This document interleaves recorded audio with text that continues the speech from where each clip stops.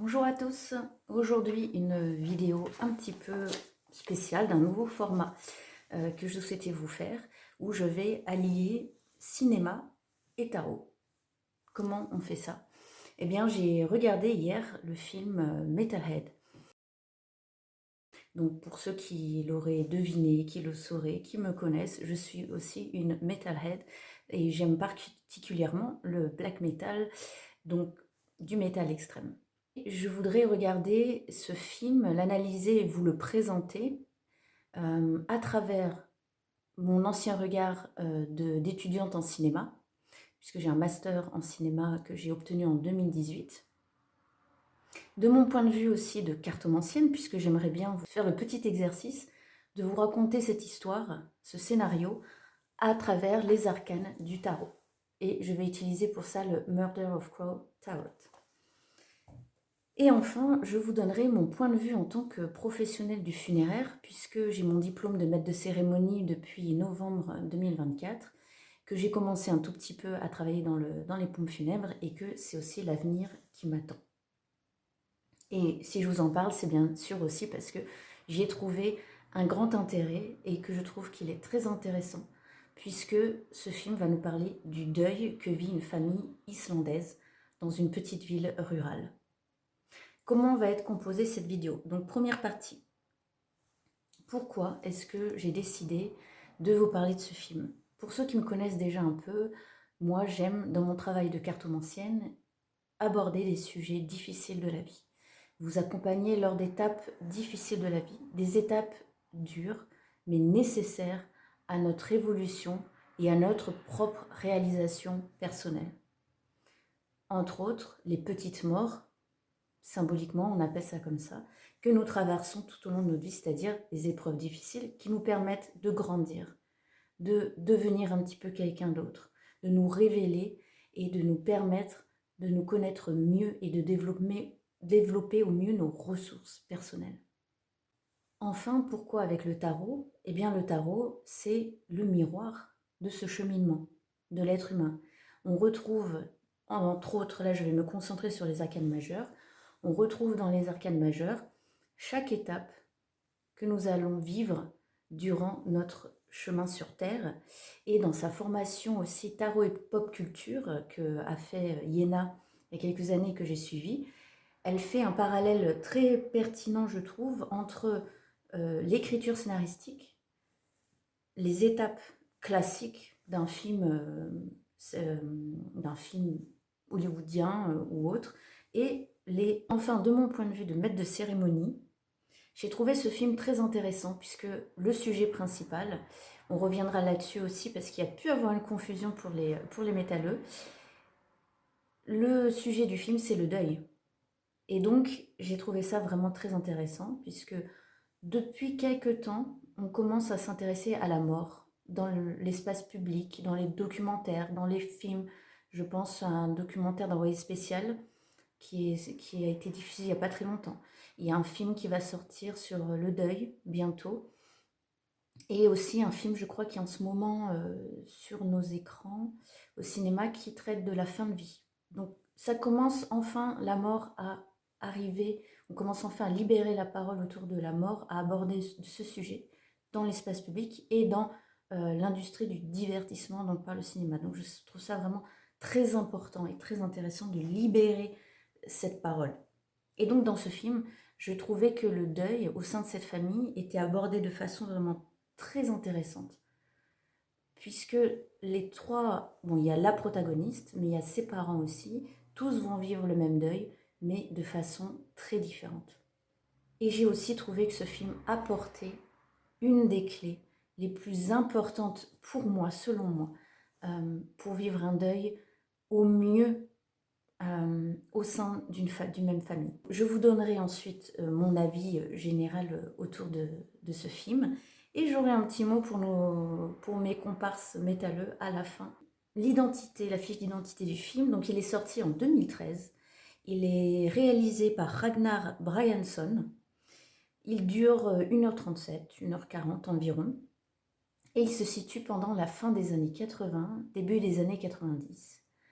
Alors moi qui suis née en 82, je vais faire ma vieille, ma grincheuse, je sais pas, mais en tout cas, je vais, malgré le fait que je suis en train d'utiliser Internet pour vous transmettre toutes ces précieuses informations, eh bien, j'ai eu un gros relent de nostalgie pour cette époque où Internet n'existait pas. Et surtout, cette période où les réseaux sociaux, cette frénésie des réseaux sociaux n'existait pas. Voilà, ça c'était ma petite sensibilité personnelle, mais c'est tellement agréable de voir des gens qui n'ont pas de téléphone portable. Pour joindre quelqu'un, il faut prendre le téléphone, passer par quelqu'un d'autre.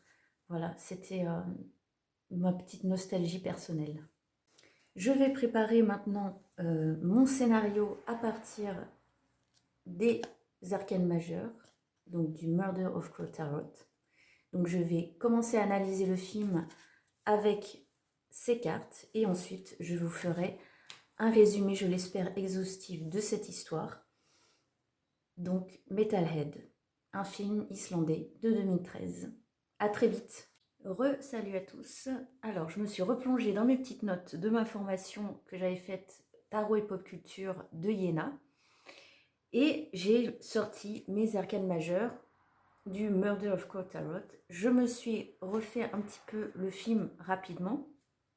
Et avec mes anciennes notes, j'ai essayé d'associer une arcane majeure avec un moment clé de l'évolution de notre personnage dans le film Metalhead. Si vous voulez des références, Iéna s'est inspirée pour nous décrire les arcanes majeures et de quoi elle parlait dans le livre de John Campbell, Le voyage du héros. Et d'autres scénaristes aussi, théoriciens du cinéma, qui ont beaucoup planché sur ces structures narratives qui en fait se répètent à chaque fois. Si vous regardez un film classique hollywoodien, le meilleur exemple, c'est les films d'action comme Rambo. La trame scénaristique est très très précise, très cadrée, très structurée, et il est facile de se mettre des points de repère pour suivre l'évolution du héros. Tout ce qu'on appelle très souvent la mise en place, les motivations du personnage, le fameux climax, la résolution, la conclusion, etc., mais en beaucoup plus détaillé. Donc, ce que j'ai fait, pour rappel, nous sommes dans la campagne islandaise à la fin des années 80, début des années 90, et nous faisons la connaissance d'une famille en deuil. Au début du film, on a une petite introduction qui nous résume très rapidement l'incident qui s'est passé. Donc un jeune homme meurt dans un accident d'agriculture, et c'est sa petite sœur de 12 ans qui l'a trouvé. Donc ce sera l'histoire de cette jeune fille qui s'appelle Hera dans le film. H-E-R-A. C'est très joli comme prénom, je trouve. Alors, nous commençons avec notre arcane majeur du magicien. Donc le magicien, il nous présente Hera. Ce sera le héros de ce voyage. Donc on voit quelques années après avec une coupure. C'est une jeune musicienne qui s'entraîne énormément à la guitare, qui s'est approprié la passion de son frère, puisqu'on comprend en voyant la chambre de son frère avec des posters de groupes de heavy metal partout que c'était un métalleux, il avait sa guitare. Donc elle s'est appropriée les t-shirts de son frère et a commencé à jouer de la guitare pour finalement continuer son art et son existence à lui. Hera, avec la grande papesse, elle garde beaucoup son chagrin pour elle. Il y a un gros manque de communication au début du film entre elle et ses parents, et même entre le père et la mère, qui eux sont en deuil toujours de leur fils. Donc là, Hera a perdu son frère à 12 ans, et là je pense qu'on est sans doute une petite dizaine d'années plus tard. Donc ça veut dire que ça dure. Première leçon sur le deuil. Ça dure dans le temps, et ça peut prendre plusieurs années. Donc elle garde son chagrin pour elle, avec la grande prêtresse. On est vraiment dans l'intériorité, un peu dans l'isolement, dans le secret. On garde vraiment les choses pour soi. techniquement, dans la mise en scène dans le film, eh ben, c'est une jeune fille adolescente qui s'enferme dans sa chambre, qui a aussi recouvert ses murs de posters, d'autres posters de musiciens, et qui a soit la musique constamment sur ses oreilles, soit joue très fort de la guitare sur ses amplis et refuse de baisser le son quand son père essaye de lui parler. Elle lit des magazines ou écoute de la musique, ce sont ses seules occupations. Et on comprend plus tard qu'elle a quitté l'école aussi. Avec l'impératrice, on voit qu'elle est complètement dévouée à la pratique de la musique avec la guitare de son frère. Elle s'entraîne sans arrêt, sans arrêt. Elle essaye aussi de composer elle-même, on le verra ça un petit peu plus tard dans le film, mais voilà, l'impératrice, c'est la gestation d'idées, on veut concrétiser quelque chose, on a un objectif et on va travailler pour maîtriser le plus possible cet objectif, et donc elle, c'est la maîtrise de la guitare. Avec l'empereur, on va nous parler de son désir. Quel est le désir de Héra? Héra, elle veut partir. Elle vit dans une petite communauté rurale. Ses parents ont une ferme avec des vaches et c'est clairement pas ce qu'elle veut pour elle. Elle rêve d'évasion. Alors ici, le pape est un peu particulier puisqu'il va nous parler à la fois d'héritage, de famille, de savoir, de transmission, mais il a aussi la notion de spiritualité et de religion. Dans l'histoire qui nous concerne, la petite communauté où vit Héra est très pratiquante catholique. Les parents participent régulièrement à la chorale de l'église, donc c'est une communauté comme on le voit un peu aux États-Unis, dans les films américains, où la communauté est très soudée, tout le monde se connaît, et la participation aux activités extérieures pour la ville et ou pour l'église est très importante. C'est vraiment un lieu de sociabilisation. Donc les parents chantent dans la chorale de l'église et sont très impliqués au sein de leur communauté. Et ça représente, donc le pape nous parle d'héritage, de transmission, d'apprentissage par quelqu'un qui sait plus que nous. Mais ici, dans l'histoire d'Héra, de Metalhead, le pape va représenter l'institution religieuse, contre qui, évidemment, Héra a développé beaucoup de rancœur, puisqu'elle accompagnait ses parents petite fille à l'église, mais évidemment, ensuite, elle reproche très directement à Jésus de lui avoir pris son frère. Et la figure religieuse va revenir un peu plus tard dans le film d'une façon assez originale. On est toujours dans l'exposition. Héra, elle a son désir, elle veut partir. Donc, elle fait le choix très concret de préparer son sac à dos, quelques affaires, la guitare, et elle va sur un banc pour prendre un bus. Il y en a très peu là-bas qui passent, on le sent. Hein. Il doit y avoir peut-être un bus par semaine, je ne sais pas. Mais en tout cas, elle est sur le banc, elle attend le bus, et en fait, pendant des années, elle ne partira jamais. À la fin, on comprend que le chauffeur la connaît bien et lui demande est-ce que tu vas monter aujourd'hui? Eh ben non, il y a quelque chose qui la retient. Elle n'arrive pas à choisir. Elle a eu cette impulsion déjà toute petite fille, peu après le décès de son frère, mais on se rend compte que même jeune adulte, adolescente, elle n'y arrive pas. Avec le chariot, justement, dans cette histoire, c'est la représentation littérale du bus qui pourrait vraiment l'emmener ailleurs et la faire partir, mais quelque chose la retient. Il y a dans le chariot, dans la représentation traditionnelle de cet arcane, on voit plus distinctement deux chevaux, un noir et un blanc. En tout cas, ils sont différents. Et donc, on voit là, avec le chariot, qu'elle est tiraillée entre le désir de s'enfuir de ce lieu et sans doute retenue par la mémoire de son frère.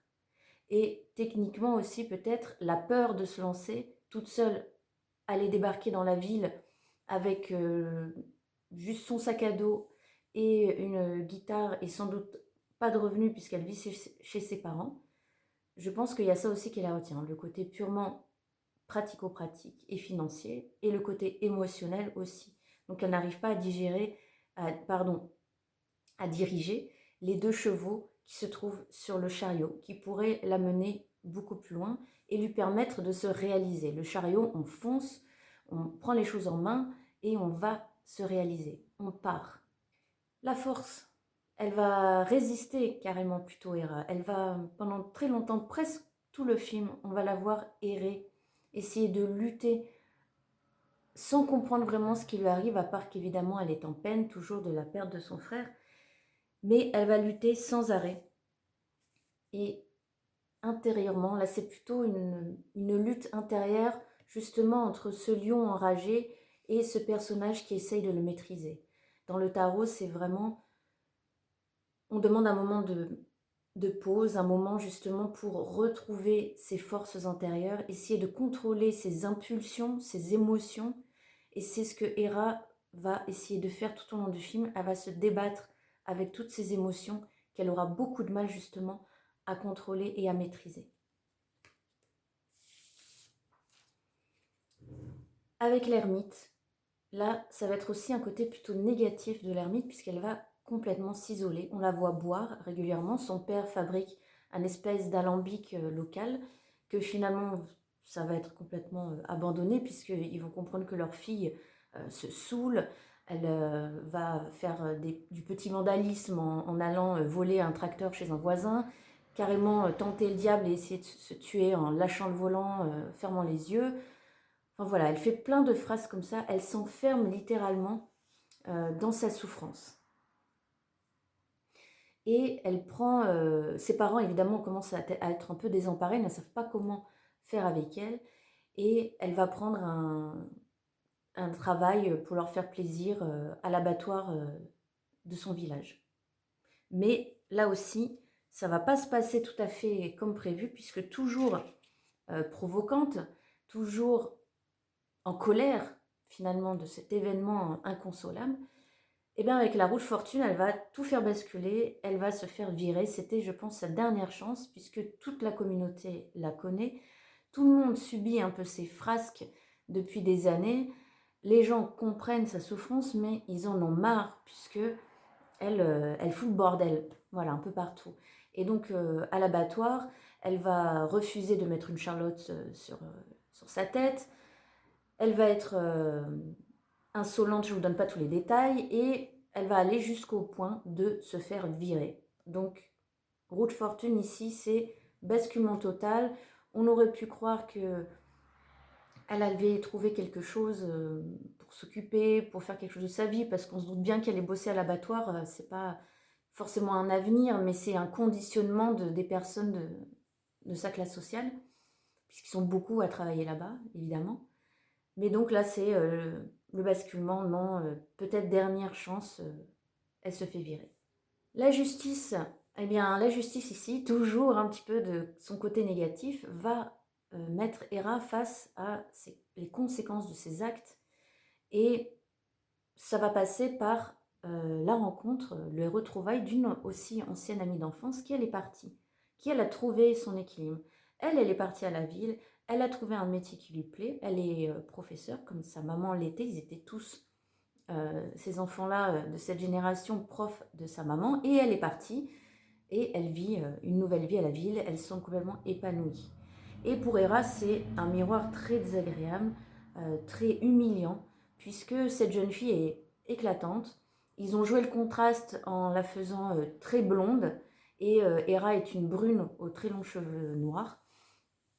Et donc, cette jeune fille blonde est très heureuse de retrouver Hera lors d'une fête de village, mais elle, au contraire, la traite de Madame Parfaite, sans doute par frustration, et ne répond presque pas à sa joie de la retrouver. Donc la justice nous parle des conséquences de nos actes, d'objectivité, d'équité et de justice au sens vraiment premier du terme. Donc remettre la jauge et faire un équilibre juste, le plus juste possible. Donc ici, la justice, c'est un moyen pour Hera de se dire que vraiment, l'équilibre n'est toujours pas là, qu'elle est toujours perdue. Et on le voit, elle continue de boire, elle parle de la soirée, elle couche avec son ami d'enfance qui, comprendra plus tard, est vraiment amoureux d'elle. Lui, donc là, personne ne se comprend, le déséquilibre est total, on n'est pas du tout justement dans la justice. Et donc, c'est le miroir pour Hera qui lui fait dire inconsciemment, elle a réussi, moi, je suis toujours là, paumée, dans mon trou, si on peut dire ça comme ça. Donc, ici, la justice, c'est vraiment l'injustice que ressent Hera. Elle est de plus en plus bloquée avec le pendu, là carrément la tête en bas. Le pendu nous parle à la fois d'inconfort, d'immobilisme, mais aussi le besoin de voir les choses sous un autre angle et de se dire que cette période très désagréable est peut-être en fait une opportunité pour la réflexion et que peut-être quelque chose est en train de se passer, de se tramer, d'être en gestation avant que éclate quelque chose. Est-ce que ce sera bien? Est-ce que ce sera pas bien? En tout cas, là, Hera, elle est complètement, j'ai envie de dire enracinée, mais dans le mauvais sens du terme. Elle s'enfonce vraiment dans son environnement, dans son territoire. Le fait qui a l'air anodin, qu'elle ait couché avec son ami d'enfance, c'est qu'en fait, comme il est vraiment amoureux d'elle, il va vouloir se marier avec elle. Et se marier avec elle, ça veut dire que ça la condamne aussi à rester pour toujours dans son petit village rural. La mort, enfin. La mort qui va être une révélation, en fait, pour Hera. Donc, sa vie est au stade, au point mort, voilà, si on peut dire littéralement. Il n'y a plus rien. Et un soir, elle regarde la télé, les informations avec son père, allongé sur le canapé, et passe à ce moment-là le reportage sur les incendies qui ont eu lieu en Norvège au début des années 90, qui ont été provoqués par des musiciens, des black metal norvégiens. Je vous laisse vous renseigner. Les blackeux savent par cœur de quoi je parle. Et là, c'est la révélation. En fait, la mort ici, c'est le point, comment dire, culminant dans l'évolution de Hera. Elle va vraiment se retrouver là-dedans, l'expression, l'illustration de la mort littérale. Elle va enfin le trouver dans ses sonorités absolument torturées, criardes, haineuses, colériques du black metal.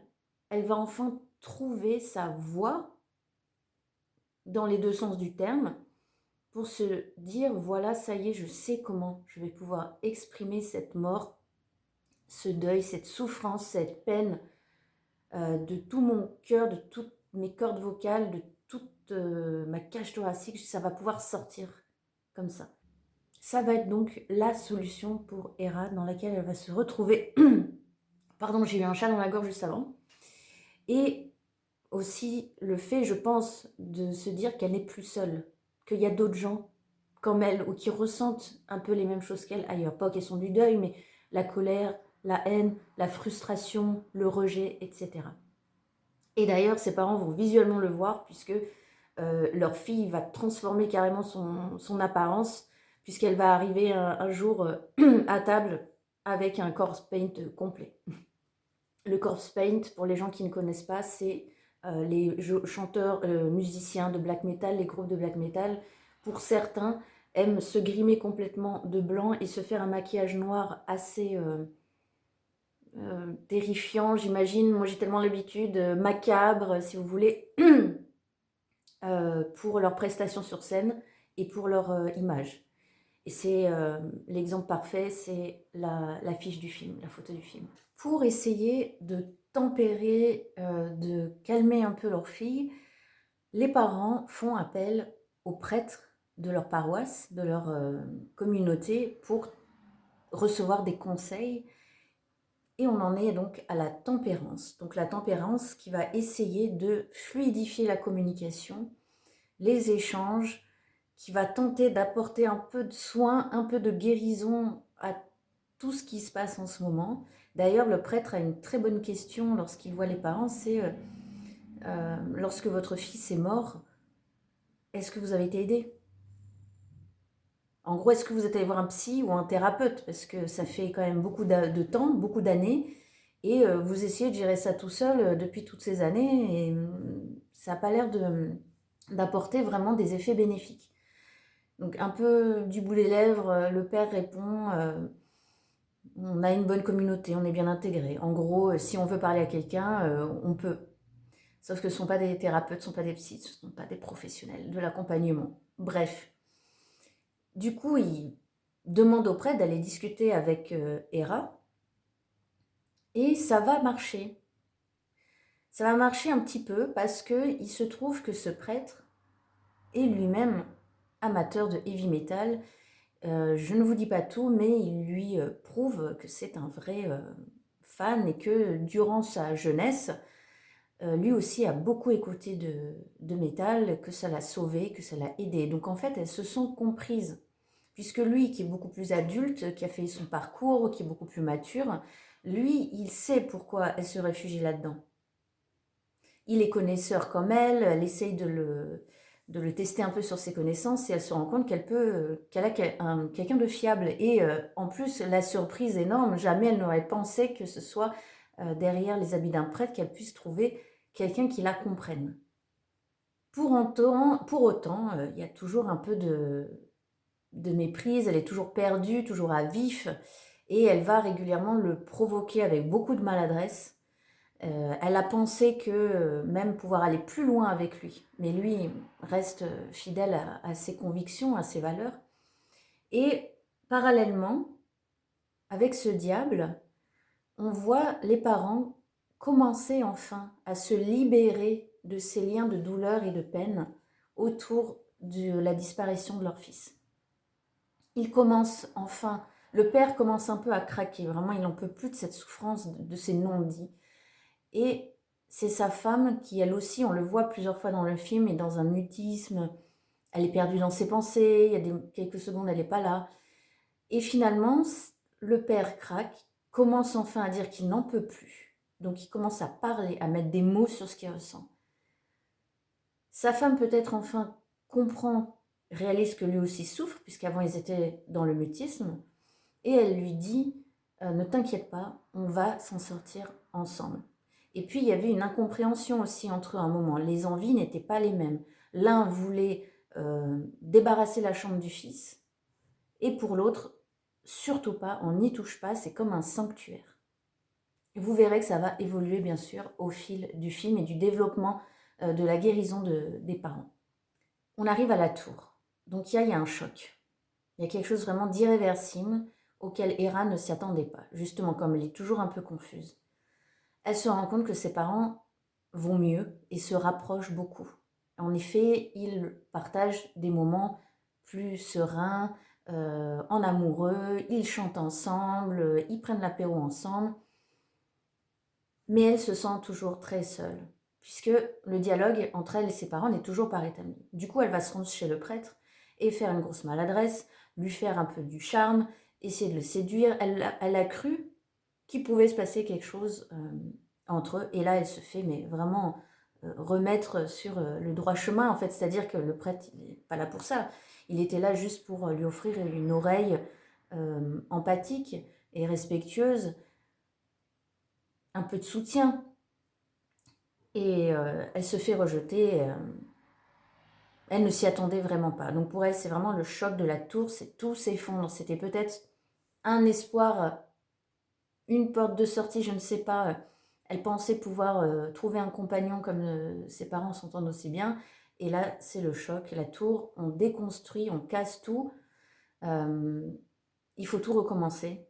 C'est très désagréable, mais c'est pour le mieux, évidemment. Ce que ça va provoquer chez elle, c'est un désespoir absolu. Donc là, on est dans le côté plutôt négatif de l'étoile. Il n'y a plus d'espoir. L'étoile, on apporte à nouveau un peu de guérison avec l'eau ici, comme la tempérance. Plus de communication aussi avec l'étoile, avec les astres eux-mêmes, les étoiles. Mais c'est aussi, on respire, autre chose s'ouvre, on ne sait pas encore où on va, mais il y a d'autres possibilités qui arrivent. L'étoile, c'est l'espoir, c'est l'étoile qui nous guide, l'étoile des bergers. On ne sait pas où on va, mais on est guidé. Donc, elle est vraiment, là, c'est l'inverse pour Hera, elle est complètement désespérée. Elle n'a plus rien, plus de boulot. Son frère est décédé, elle n'arrive absolument pas à surmonter ça. Ses parents se rabibochent, mais ils n'arrivent pas à se comprendre ensemble tous les trois. Elle a plus de travail, sa communauté ne veut plus d'elle. Donc là, il n'y a vraiment plus rien pour elle. Et elle commet encore un acte de désespoir, d'appel à l'aide, je ne sais pas comment on dit, mais elle libère les vaches de la ferme. Elle force les vaches à partir dans la nature, ça les condamne en gros. Heureusement, les parents arrivent au bon moment, ramènent les vaches ensemble, mais c'est de trop. Et j'ai oublié aussi le désespoir le plus total, c'était aussi quand elle s'est fait rejeter par le prêtre, et que là, elle va commettre quelque chose, c'est un peu lié, quelque chose de graves conséquences, elle va aller brûler l'église. Elle aussi, à son tour. Évidemment, elle a été inspirée par ce qu'elle a vu dans le reportage de la télé et par les actes des musiciens norvégiens. Elle va brûler l'église et là, tout espoir est perdu. Ici, les deux sont très liés, d'un côté négatif. On arrive à la lune. Donc la lune, elle nous met face à nous-mêmes, face à nos angoisses, à notre inconscient, à nos traumas. Elle nous demande de remettre tout ça un peu en lumière pour faire un peu du nettoyage émotionnel. La lune est toujours, pour ceux qui n'ont pas l'habitude de faire ça, de se retrouver seuls avec eux-mêmes et d'essayer de dialoguer avec eux-mêmes, c'est très très difficile. La lune nous fait penser aussi à la pleine lune qui exacerbe nos émotions justement parce qu'elle nous demande dans ces moments-là d'en profiter pour enfin mettre des mots, s'occuper de ce qui ne va pas, etc. Et comme en général on ne le fait pas, et ben à chaque nouvelle pleine lune ça revient. La lune c'est les cycles, les répétitions, etc. Donc pour Héra, elle a brûlé l'église, elle a quand même bien conscience que c'est un acte de vandalisme, elle s'enfuit. Là, pour le coup, vraiment, elle s'enfuit. Elle va se réfugier tout en haut d'une montagne extrêmement hostile, dans un cabanon perdu au milieu d'une grande étendue de neige. Il y a énormément de vent, il fait extrêmement froid, et elle va se tenter, je ne sais pas ce qu'elle essaye de faire. Elle essaye, je pense, de se protégée, elle prend un fusil, donc elle se dit les gens vont venir me chercher, je vais me défendre avec ça. Sauf que c'est pas du tout ce qui se passe.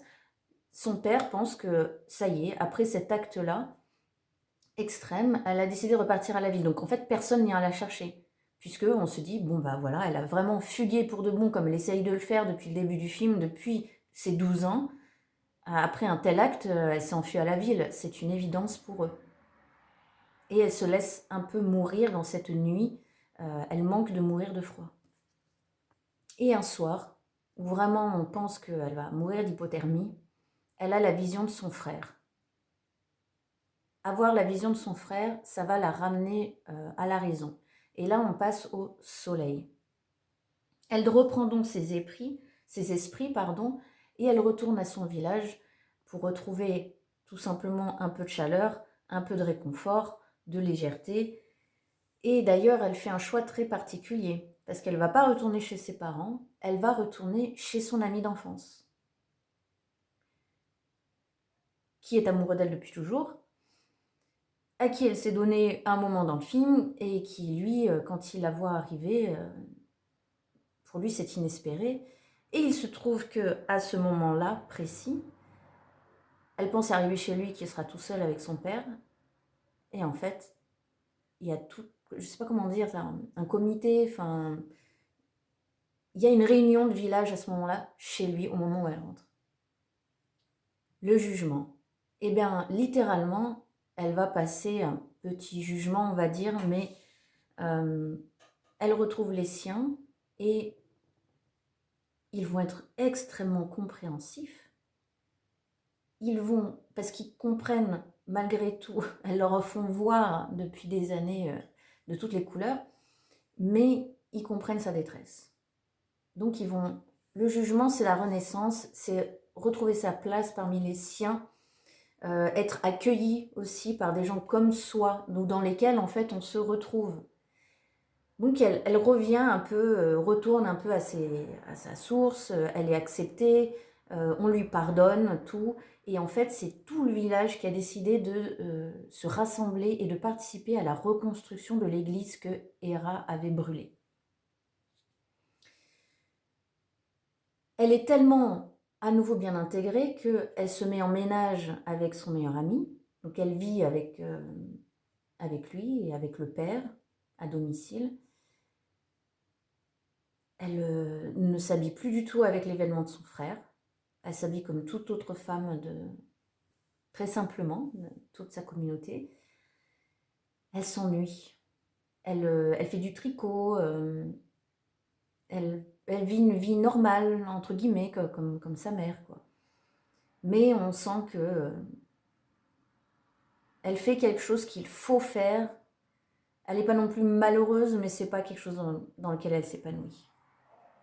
Donc ça, c'est l'inverse du jugement. Le jugement, c'est effectivement quand on n'est pas à sa place, que ça ne nous correspond pas, qu'on ne peut pas s'épanouir et qu'on est plutôt prisonnier, qu'on n'arrive pas à sortir de la tombe ici, là, pour renaître. On arrive bientôt à la fin du périple et on se dit, on est bientôt à la fin du film et est-ce qu'elle va vraiment rester comme ça? C'est ça sa destinée? Arrive le monde et en fait le monde littéralement va aller jusqu'à elle. Car ça faisait déjà un moment qu'elle avait envoyé des démos, on ne sait pas à qui, mais elle avait enregistré une démo, et c'est-à-dire quelques morceaux qu'elle avait écrits et qu'elle avait enregistrés toute seule, et qu'elle a envoyé, on imagine, aux quelqu'un de 4 coins du monde, on ne sait pas trop. Et puis un jour, arrivent dans le village des musiciens qui ont un petit label norvégien, qui ont vraiment apprécié sa démo et qui souhaitent la rencontrer et qui souhaitent la produire. D'ailleurs, le monde, on peut aussi l'associer à ce moment. Alors, tout n'est pas linéaire, évidemment, hein. Le scénario ne va pas suivre à la lettre les arcanes majeures. Mais on pourrait retrouver chez Hera de l'Empereur lorsqu'elle a enregistré ses mixtapes. Et aussi, c'est à ce moment-là qu'elle a réussi à s'exprimer enfin, quand elle a découvert, quand il y a eu la révélation du black metal avec la mort, avec ce style de musique, et qu'elle s'est dit, ça y est, c'est comme ça que je vais pouvoir exprimer ma peine. Là, il y a eu déjà une espèce de révélation et un jugement et un monde pour elle. Elle a accédé à un nouveau monde, au sien. Elle a enfin pu exprimer grâce à cette musique. Il y a aussi un événement assez sympa et marrant qui va se passer en fait ça s'accélère sur ces deux dernières étapes, c'est que avec le monde, elle va être aussi encore profondément plus reconnue par les siens, mais par l'humanité tout entière. C'est-à-dire que ces musiciens norvégiens, je crois qu'ils sont norvégiens, qui donc viennent la chercher, qui se sont déplacés jusqu'à elle pour la rencontrer, ils vont rester un petit peu, être accueillis chez la famille de Hera, et ils vont préparer un premier concert. Alors on pourrait carrément se dire, ah, ils vont faire un concert à la ville, dans un petit bar, un tout petite salle de concert pour se faire connaître. Non, non, ils vont faire ça au sein même de la communauté, dans la salle des fêtes du petit village d'Hera. Donc évidemment, soyons réalistes, commençons petit et raisonnable. Et elle va enfin pouvoir transmettre ses émotions à tout son village, qui la connaît depuis qu'elle est enfant, qui ne la comprend plus depuis quelques années, et qui lui en veut aussi sans doute un petit peu. En tout cas, il y a eu des frictions, hein, on l'a bien vu, même s'ils sont très tolérants et qu'ils lui ont pardonné. Donc ils font un concert devant tout le village réuni, devant de grandes tables assises. Au début, ça ne va pas parce que c'est trop fort, ça fait mal aux oreilles, et surtout, on ne comprend pas ce que tu dis. Ce que nous, métalleux, blackeux, c'est ce qu'on nous dit sans arrêt. Mais pourquoi t'écoutes ça? On comprend rien. Mais on comprend pas ce qu'il dit, ça n'a aucun intérêt cette musique. Voilà. On connaît ça, ces remarques par cœur. Alors, selon vous, vous me direz les musiciens, les métalleux qui passeront par ici, si vous êtes encore là. Face à la réaction de son public de ce soir, elle décide de ne plus chanter, de ne plus crier, mais de chanter en chant clair. Est-ce que vous pensez qu'elle s'est dégonflée, qu'elle n'est plus fidèle à elle-même? En tout cas, le résultat, c'est que les gens comprennent sa souffrance. En fait, elle avait besoin de ça. Elle avait besoin que on puisse comprendre qu'est-ce qui t'arrive en fait.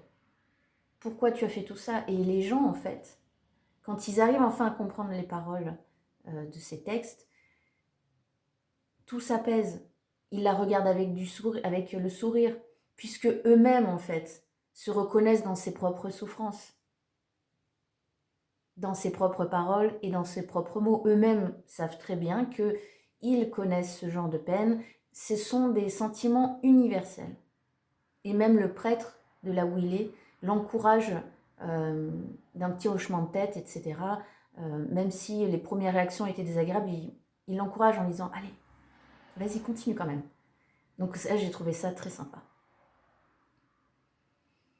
Enfin, parallèlement, on est toujours sur la carte du monde, puisque tout s'achève, tout se reconstruit comme il faut, au sein même de la famille. Donc les parents s'entendent à nouveau entre eux, et après le concert, eux-mêmes étaient là, et enfin ont pu entendre ce que leur fille avait à leur dire en fait depuis toutes ces années. Puisqu'à un moment, la mère, fâchée, lui dit « Mais dis-nous ce qui ne va pas ». Et comme toute adolescente, ça peut pas, ça a du mal à sortir. Donc l'incompréhension perdure. Je pense qu'on a tous plus ou moins vécu ce genre de manque de dialogue ou de compréhension avec nos parents au moment de l'adolescence. Il rentre du concert et Hera se pose dans sa chambre, sa mère vient la voir. Et déjà, elle lui avait fait une petite phrase, une petite remarque avant qui avait l'air de rien, mais qui a convaincu Hera de continuer dans sa passion de la musique. C'est qu'en fait, elle pensait faire plaisir à sa mère en ayant une vie rangée. Sauf que sa mère, c'est pas ça qu'elle voulait, au final. Elle voulait que sa fille s'épanouisse, et elle lui dit, juste par cette phrase, je pense que tu sais ce que tu fais. Et là, Hera comprend qu'en fait, sa mère croit en elle, en ses choix, et qu'elle croit en ses décisions. C'est là que pour le copain de Hera chez qui elle vivait, ça va être très dur parce que elle va le quitter. Elle va lui dire, lui faire comprendre qu'en fait, ce qu'elle veut, elle, c'est faire de la musique, être musicienne, et qu'elle ne restera pas vivre avec lui. Donc pour lui, son monde s'effondre. Mais pour elle, c'est sa révélation. Elle va atteindre son monde à elle et le créer à son image. Donc, j'en reviens après le concert. Sa mère lui dit, comprend qu'elle n'a toujours pas digéré le deuil de son frère. Et elle lui dit cette phrase très importante. Il faut que tu te libères de cette peine, sinon ça va te consumer, ça va te bouffer. Hera lui répond juste, je n'y arrive pas. Et sa mère va lui répondre, ensemble.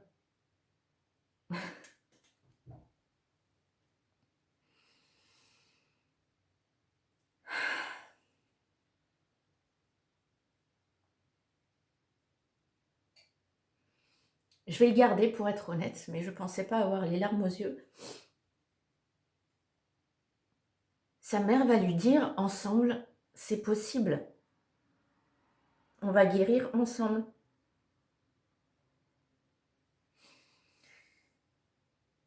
Et c'est tout. Le dialogue, en fait, s'arrête là. Et sa mère va ensuite mettre un morceau de musique. Et ils vont se retrouver tous les trois.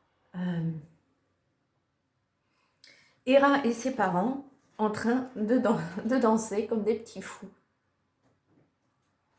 Donc la musique du frère réunit tout le monde. Et là, c'est... pardon. Et là, c'est le nouveau départ, un nouveau cycle pour toute la famille qui va pouvoir redémarrer une nouvelle vie, un nouveau cycle avec le fou, le zéro. Vous pouvez le mettre au début des arcanes majeures, vous pouvez le mettre à la fin. Mais c'est le zéro, c'est on recommence, un nouveau cycle repart, une nouvelle vie repart, de nouvelles bases, on recommence tout. Et il n'a plus rien qu'un petit baluchon. On s'est allégé de tant de choses, de tant de poids.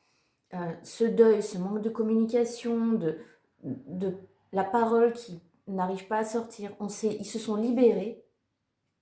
Ils ont aussi déménagé la chambre du fils.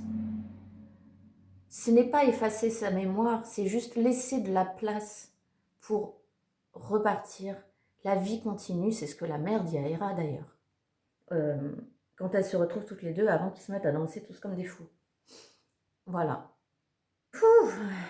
Alors, je reprends un peu mes esprits. Mes ressentis, du coup, on va parler mes ressentis de ce film. Pourquoi j'ai décidé d'en parler? Ben, je me suis trahi moi-même, ça a éveillé des choses très profondes en moi et j'ai craqué devant vous. Donc d'un point de vue vraiment professionnel, rationnel, on va dire, des pompes funèbres, puisque de mon point de vue de maître de cérémonie, le sujet du film, donc c'est le deuil. Et donc pour tous métalleux qui se sont, je pense à l'époque, jetés sur ce film en pensant voir des musiciens, des concerts, du black metal à foison, les pauvres, ils ont dû être très déçus. Parce qu'il n'y a rien de tout ça. On la voit un peu s'entraîner, on la voit enregistrer sa voix, on la voit faire composer et enregistrer tout seul avec différents instruments. Mais l'allusion au black metal norvégien, elle est de 30 secondes, même pas.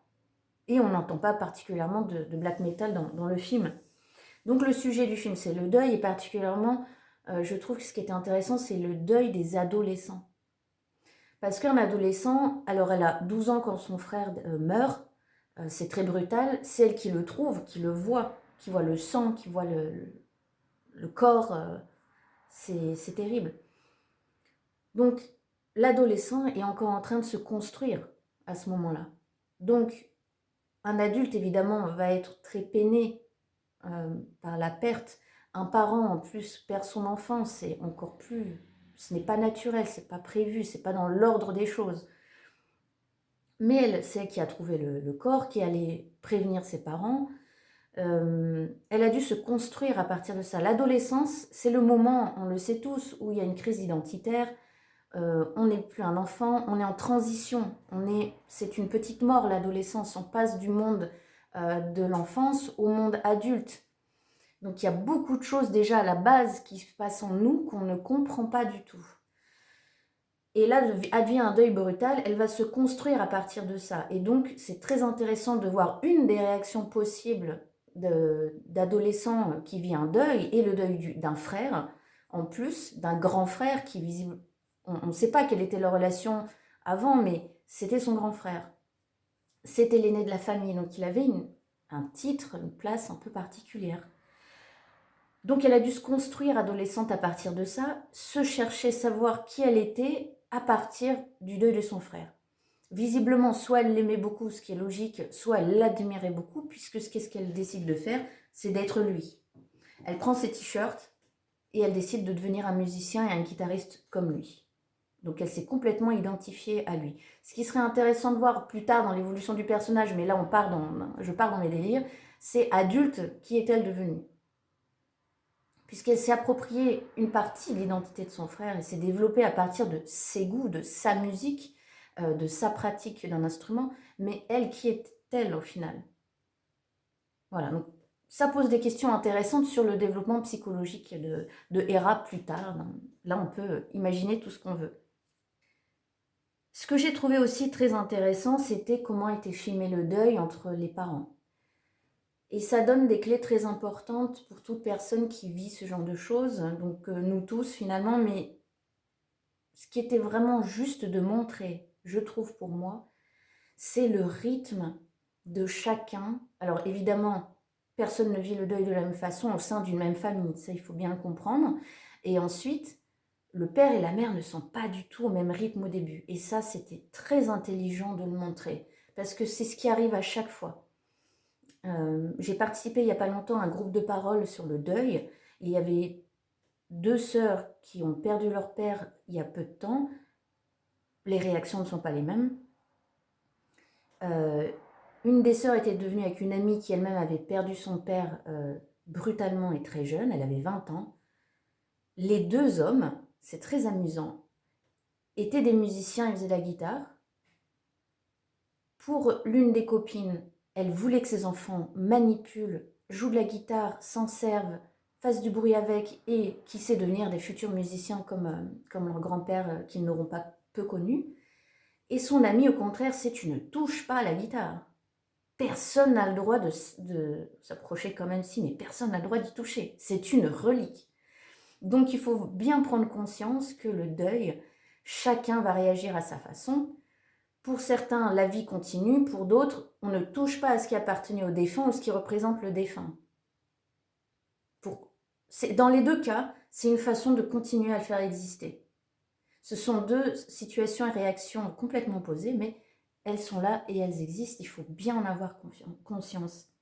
Et à un moment, on réalise que les parents, enfin, se raccordent entre eux.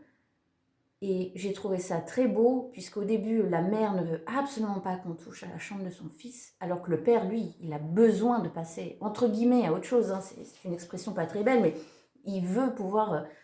lui, ça lui fait de la peine de voir la chambre de son fils vide, en fait, morte. La mère, on n'y touche pas. Et puis, peu à peu, comme je vous ai expliqué, le dialogue va enfin se faire.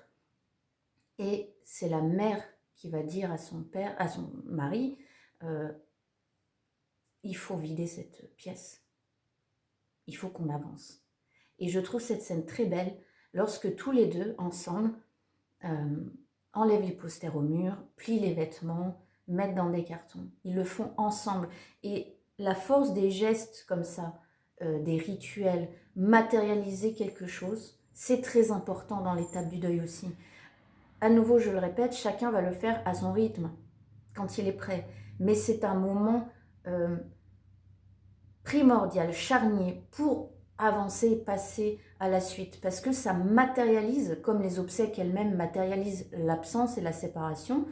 Là, ranger les affaires, plier les affaires, mettre dans des cartons, donner, vendre, peu importe ce que vous en faites, mais supprimer matériellement les affaires du défunt. Alors pas tout évidemment, vous gardez quelques souvenirs j'imagine, mais ça permet un impact psychologique très très fort, très puissant pour accepter, pour continuer de vivre avec l'absence physique, l'absence physique de la personne, parce qu'elle sera toujours là.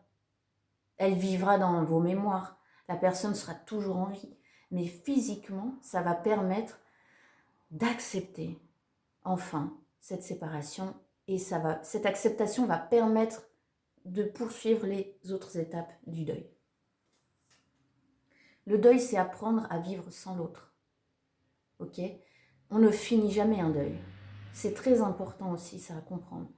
Donc quand les gens vous disent, dis donc, ça fait 3 ans, ça fait 4 ans, ça fait 10 ans, t'es toujours là à chialer à la même date chaque année, ils n'ont pas compris quelque chose.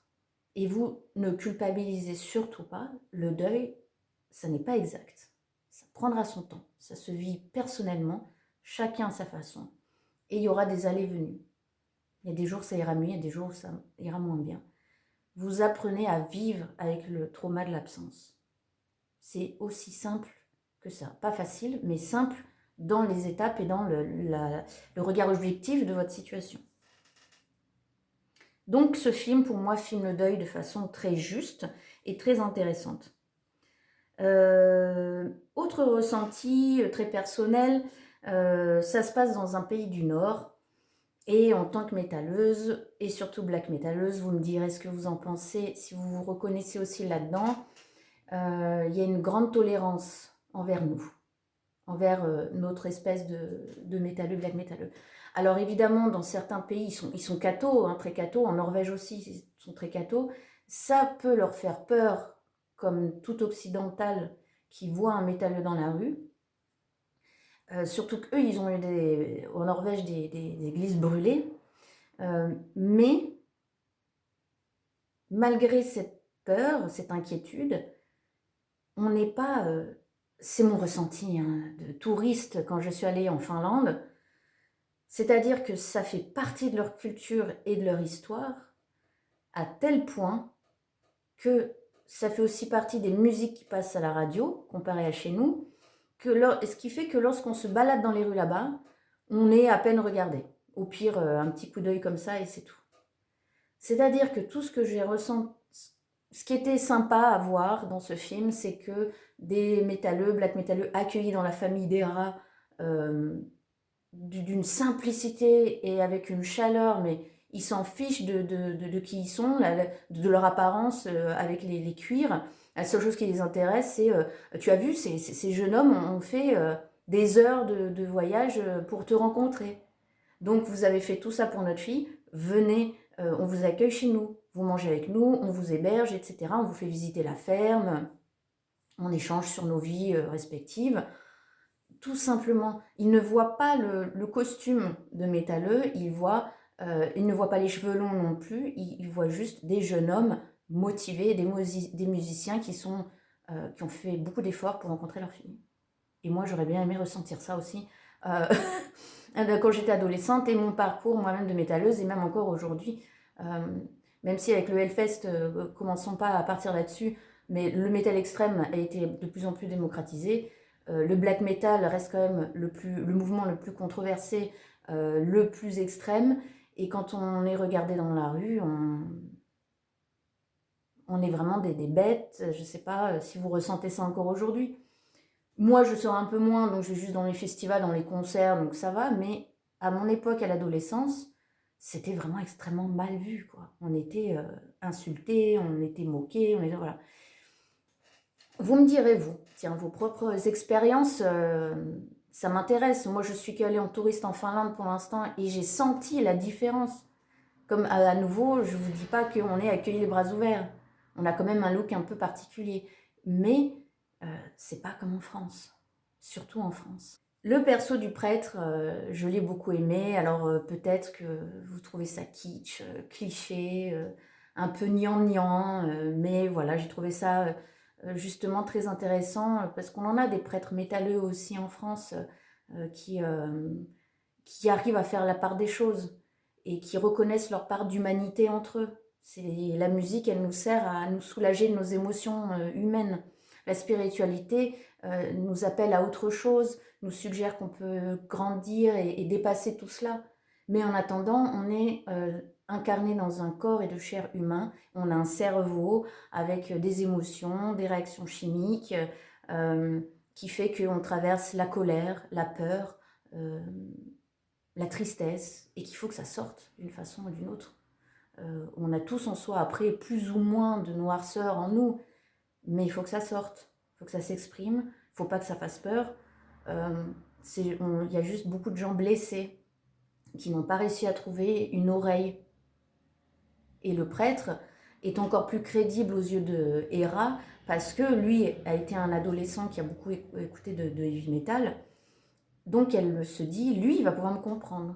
Après, il y a des quiproquos évidemment parce que lui, il est devenu adulte, il aime toujours cette musique, mais il a une autre vocation aussi aujourd'hui. Donc j'ai trouvé ça assez intéressant quand même. La scène finale, elle m'a beaucoup touchée parce que pareil, vous pouvez peut-être trouver ça cliché et vous l'avez peut-être vu venir, mais j'ai trouvé ça très beau.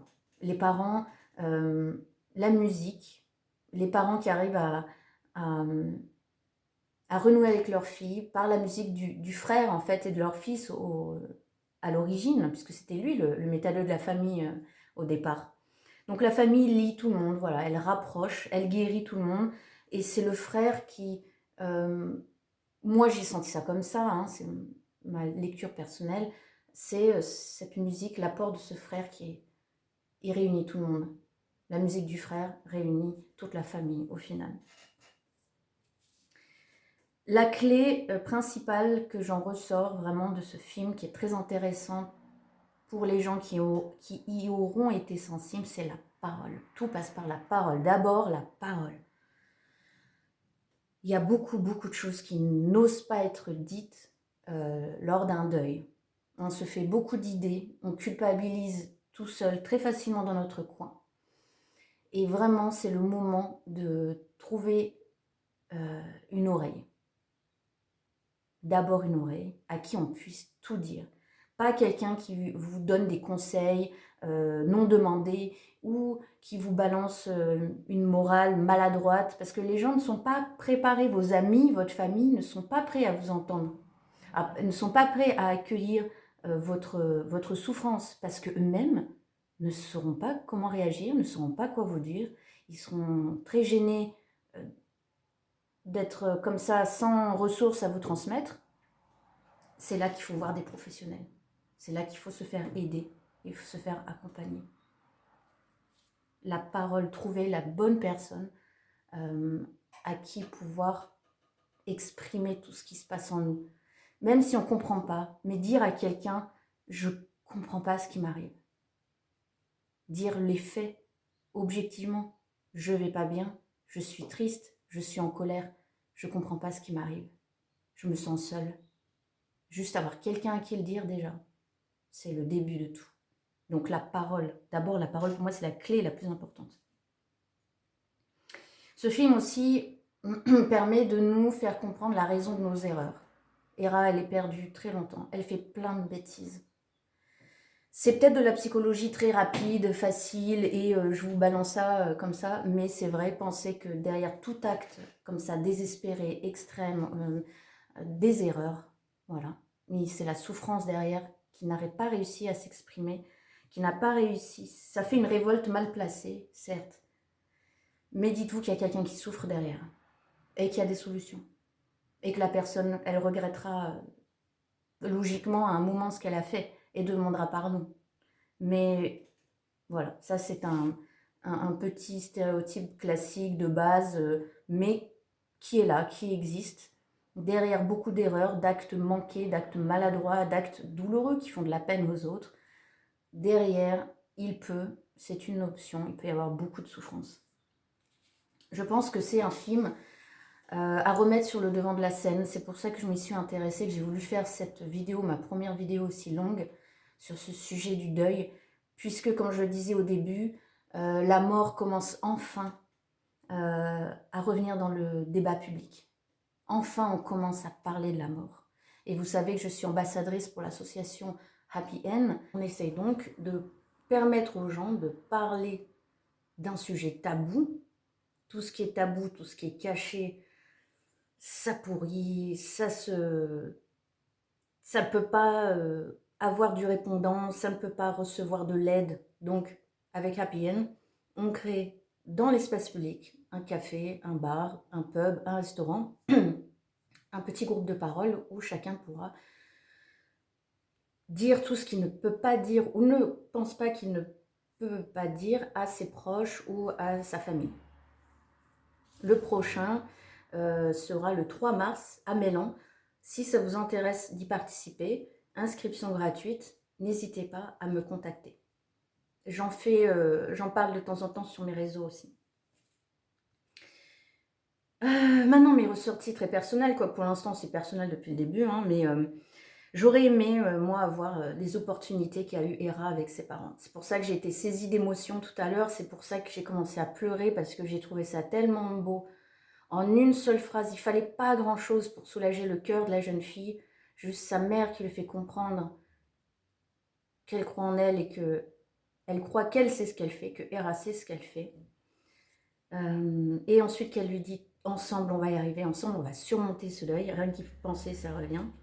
Moi j'aurais aimé avoir un tel dialogue avec mes parents.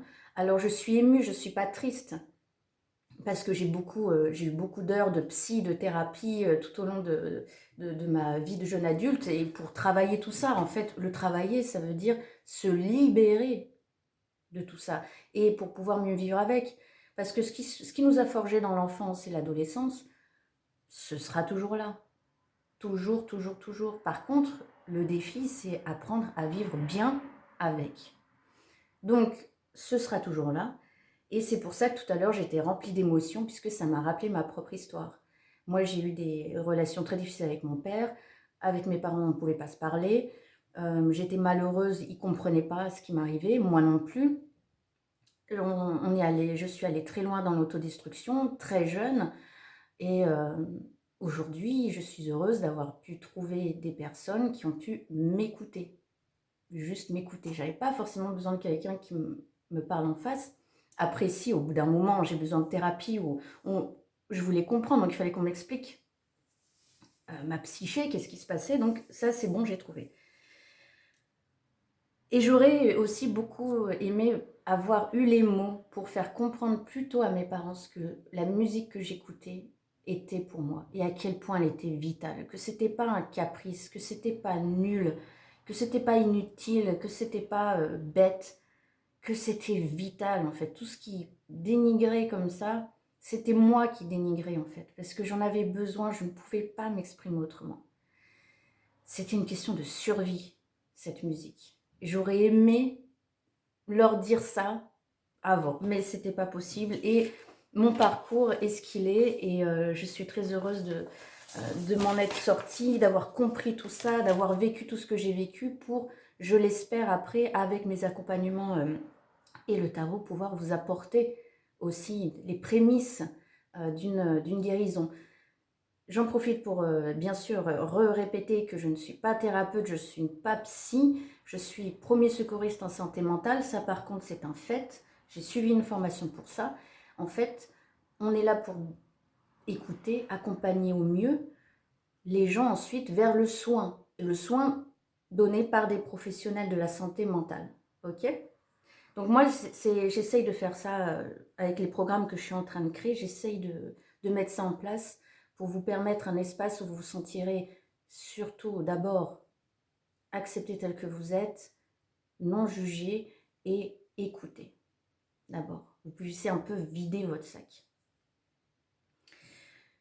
Si vous souhaitez aller plus loin au niveau justement des thérapies existantes, de ressources, de livres, des livres pour enfants sur le deuil ou les adolescents, des associations, des groupes de parole, n'hésitez pas à me le demander en passant par mon Instagram. J'y suis un peu plus que sur YouTube, donc n'hésitez pas. Est-ce que ce format de vidéo vous a plu? Moi, j'ai adoré pouvoir analyser un petit film comme je le faisais avant quand j'étais en master. Alors là, je suis allée tellement rapidement comparé à ce que je faisais en master, évidemment, mais revoir un film, faire des arrêts sur image, analyser la scène, les couleurs, les dialogues, prendre des notes.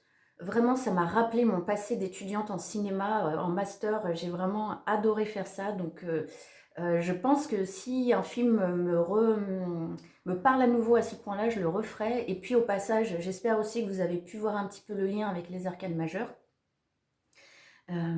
J'ai vraiment adoré, voilà, me refaire un peu d'analyse cinématographique, même si c'était vraiment très, très, très, très succinct et que c'était vraiment comme ça pour le plaisir, c'était vraiment chouette. Est-ce que vous avez trouvé que le choix du tarot correspondait aussi au film, à l'atmosphère du film? Est-ce que vous auriez illustré cette histoire avec un autre tarot? Je serais curieuse de le savoir.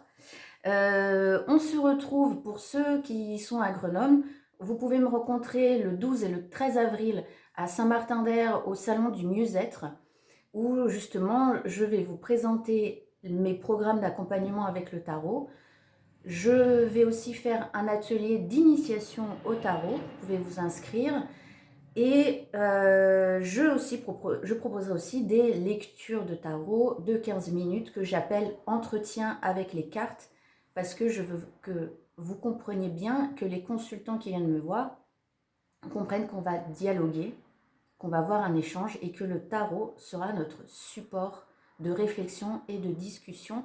Je ne suis pas là à vous balancer une vérité et ça va être dans un seul sens, non. On va essayer de dialoguer ensemble avec le tarot comme soutien et comme inspiration. Je crois que j'ai tout dit. C'est une première vidéo aussi longue et je suis vraiment contente d'avoir pu la faire. J'ai eu beaucoup d'émotions et de plaisir à la faire, donc n'hésitez pas à me dire si vous en souhaitez d'autres. Je vous souhaite une bonne journée, une bonne soirée et je vous dis à très bientôt.